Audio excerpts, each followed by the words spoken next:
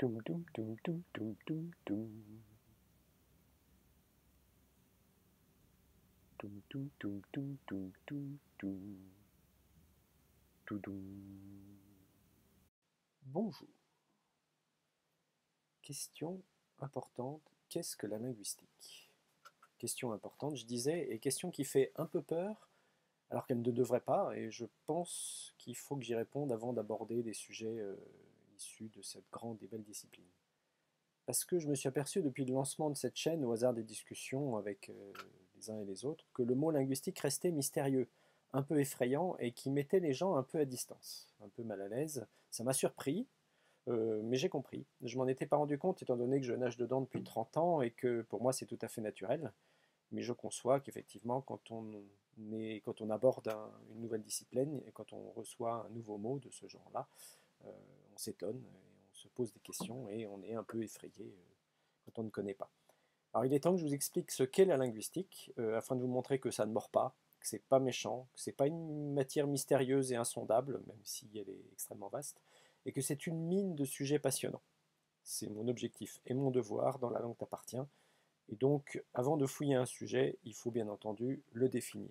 C'est pourquoi aujourd'hui, je vais définir assez précisément ce qu'est la linguistique. Et après avoir vu cette vidéo, précisément, qu'est-ce que la linguistique, vous cesserez d'avoir peur et vous vous direz « Ah, c'est ça la linguistique, c'est bon, je peux regarder le reste ». Alors, avant de commencer la définition de la linguistique proprement dite, on va jouer à démolir quelques idées reçues. Des choses que j'ai déjà entendues quand je dis aux gens que je suis linguiste, que j'ai eu une formation en linguistique. Idée reçue numéro 1, la linguistique, c'est parler plein de langues. Alors non, un linguiste peut être monolingue, même si c'est rare. Son travail est d'étudier les langues, il est donc calé en méthodologie, c'est-à-dire en méthode d'étude, mais il n'est pas nécessaire pour lui de parler couramment plusieurs langues. D'ailleurs, on peut être linguiste spécialiste en une seule langue, un spécialiste de sa propre langue notamment. Bien sûr, connaître plusieurs langues, ça aide pour le boulot, mais ce n'est pas une condition sine qua non pour faire de la linguistique. Idée reçue numéro 2. T'es linguiste? Ouh là là, je vais plus parler, tu vas juger tout ce que je dis. Alors ça, non, jamais, pas du tout. D'ailleurs, les linguistes comme moi font exprès de faire des fautes de grammaire et de syntaxe de temps en temps pour mettre les gens à l'aise. Une petite plaisanterie entre parenthèses, mais c'est même pour moi exactement le contraire, la linguistique, du jugement. Le linguiste passionné aime toutes les formes de langue. Il aime écouter les gens, noter leurs expressions, leur façon de s'exprimer, leur vocabulaire et même leurs erreurs présumées. Un linguiste qui vous juge ne le fait pas avec son costume de linguiste. Il le fait avec un costume de juge. Et ce n'est pas son boulot. L'école est bien plus sévère que la linguistique sur votre façon de parler. D'ailleurs, vous vous en êtes peut-être rendu compte. Idée reçue numéro 3. La linguistique, c'est nous dire comment bien parler. Non plus. Ça, c'est le rôle de la grammaire, de l'école et de l'Académie française. Et les linguistes sont souvent beaucoup plus souples et plus tolérants parce que leur rôle est d'observer et d'étudier la langue réelle, mais pas de la contrôler. Les linguistes ont ce qu'on appelle une démarche descriptive, à savoir qu'ils étudient et décrivent la langue telle qu'elle est réellement produite. Les tenants du bon usage ont au contraire une démarche qu'on appelle prescriptive, c'est-à-dire qu'ils vous disent comment ils pensent que vous devez utiliser la langue. Il y a souvent des frottements et des incompréhensions entre les descriptifs et les prescriptifs, et il m'arrive fréquemment de me retrouver dans des discussions un peu animées, un peu tendues sur le sujet de l'usage contre la norme. On ne serait pas tellement surpris d'apprendre à ce stade de mon travail que je suis un pur descriptif, amoureux de la langue sous toutes ses formes, mais pas un défenseur virulent du bon usage stricto sensu. Je suis un défenseur de la langue elle-même, de sa beauté. J'aime en décrire tous les aspects, mais je ne vais pas vous dire comment parler et je ne vais pas juger votre manière de vous exprimer.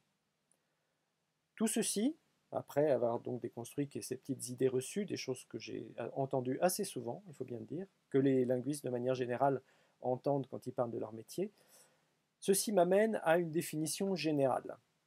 La linguistique, c'est l'étude scientifique de la langue sous tous ses aspects. Voilà, l'étude scientifique de la langue sous tous ses aspects. Alors, prise globalement, évidemment, c'est une discipline extrêmement vaste, hétéroclite, qu'il convient de séparer en plusieurs branches qui peuvent évidemment interagir entre elles. Un linguiste peut être spécialiste de plusieurs de ces branches, mais il est en général spécialisé dans une en particulier, voire dans une sous-branche des branches elles-mêmes.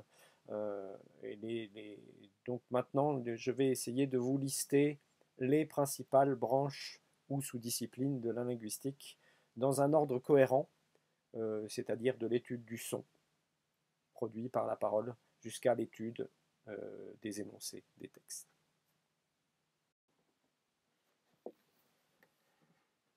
Alors voilà, avec l'aide de mon petit cahier comme support, je vais maintenant vous présenter ces différentes branches, à commencer par la phonétique, qui est l'étude des sons produits par l'appareil phonatoire, à savoir les organes de la parole. La phonologie, l'étude de la combinaison des phonèmes ou sons de la langue dans une langue donnée ou entre les langues, un prolongement donc de la phonétique. La morphologie, qui est, pour simplifier beaucoup, l'étude du découpage des mots. La lexicologie, qui est l'étude des mots et des relations entre les mots, qui mène naturellement à la lexicographie, l'art d'écrire des dictionnaires. La sémantique, qui est l'étude du sens des mots et des énoncés. La syntaxe, l'étude de l'ordre des mots et de l'organisation des mots dans la phrase. La pragmatique, l'étude du sens des énoncés en contexte, qui est un prolongement de la sémantique. La stylistique, l'étude des registres de langue, des figures de style et de tout ce qui constitue ce qu'on appelle le style d'un énoncé. La communication et énonciation, qui est l'étude de la façon dont on utilise le langage pour s'exprimer et communiquer. L'étymologie, qui est l'étude de l'origine des mots. L'histoire des langues, l'étude de l'évolution d'une langue ou d'une famille de langues dans tous ses aspects au cours de l'histoire. La traductologie, l'étude des mécanismes de traduction d'une langue dans une autre. C'est une liste non exhaustive, même si elle peut évidemment être complétée. Chacune de ces sous-disciplines peut se subdiviser en sous-sous-disciplines. Je vous épargnerai le détail de tout ça dans cette vidéo. Mais je pourrais bien sûr y revenir en traitant l'une de ces branches spécifiquement dans une vidéo ultérieure, bien entendu. On pourrait y ajouter la linguistique comparative, qui consiste à comparer des langues entre elles ou une même langue à différentes époques de son histoire.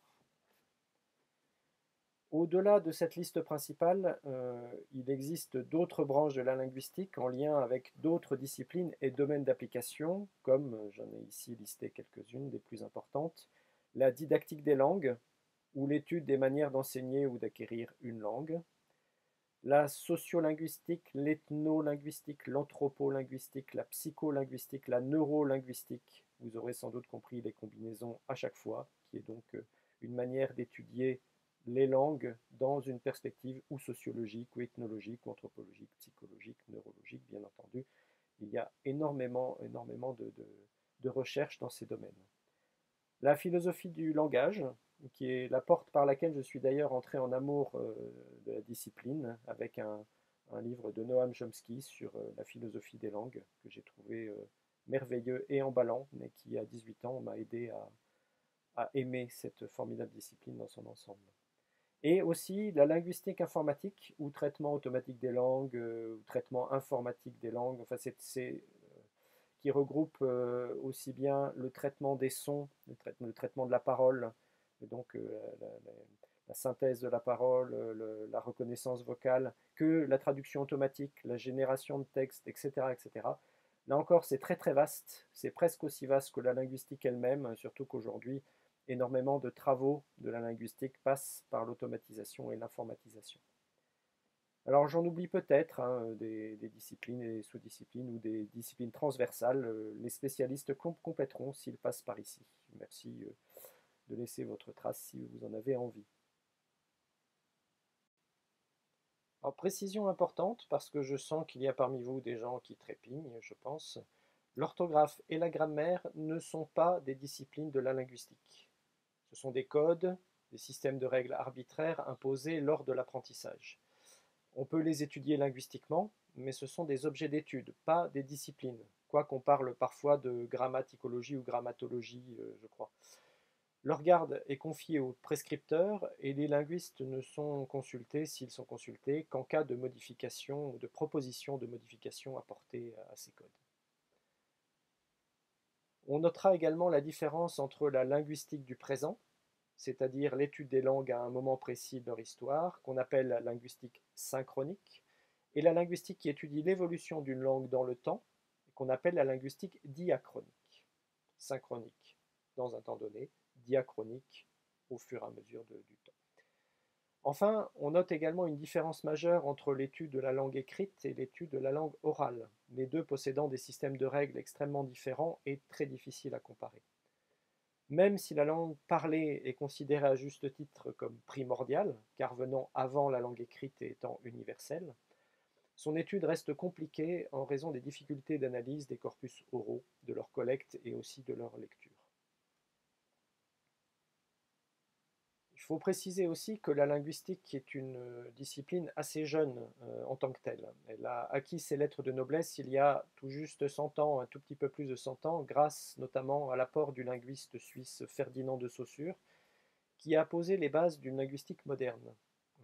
Depuis, la discipline a pris une importance considérable dans la mesure où la langue, les langues sont des éléments centraux de toute la connaissance humaine et qu'il est désormais acquis que c'est un domaine scientifique majeur entre sciences humaines et sciences dites dures.